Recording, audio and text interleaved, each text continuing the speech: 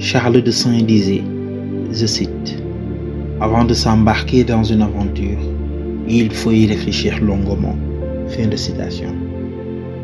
Faut-il aussi y réfléchir longuement avant de se lancer dans une aventure comme l'entrepreneuriat? C'est à se demander si Denis Diaz, lui, a longuement réfléchi avant de se lancer à la conquête de nouvelles terres qui l'amènera à Gorée. Ou faut-il juste se jeter dans le vide et espérer se voir pousser des ailes?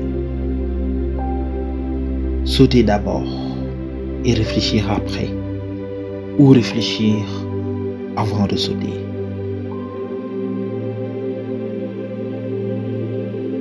À chacun sa méthode. La peur et le doute font partie de nous. L'essentiel, c'est de savoir les dompter. Voyager fait partie de nous. Vouloir découvrir de nouvelles choses fait partie de nous. Et dans cette logique, entreprendre aussi fait partie de nous.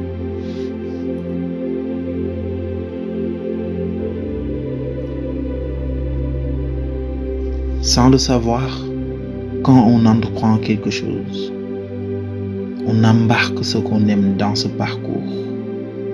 Et en chemin, on se doit de leur faire confiance, de compter sur leur support quand on trébuche, de travailler à sauter les obstacles avec eux, de pleurer avec eux, rire avec eux et se préparer à surpasser la douleur de leur abandon.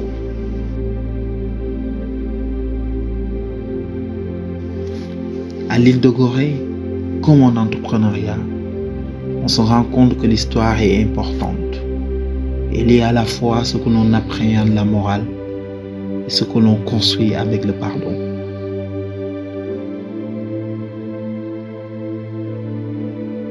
La morale est, ceux qui entreprennent dominent et ceux qui sont dominés doivent entreprendre.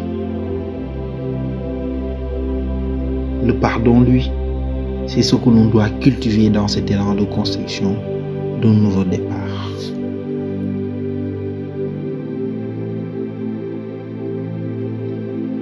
Cette histoire, c'est celle d'un jeune homme qui eut un jour l'envie de voyager, d'apprendre et de changer le monde. Oui, je sais que vouloir changer le monde est un rêve bien prétentieux, mais pas impossible. Un homme bien sage disait, seuls ceux qui sont assez fous pour penser qu'ils peuvent changer le monde le font.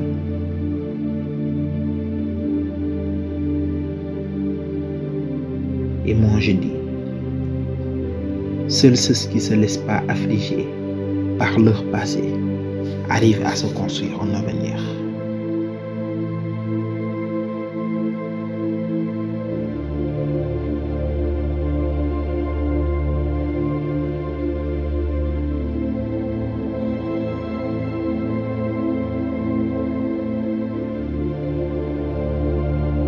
Aziz Ndong, astuce entrepreneur.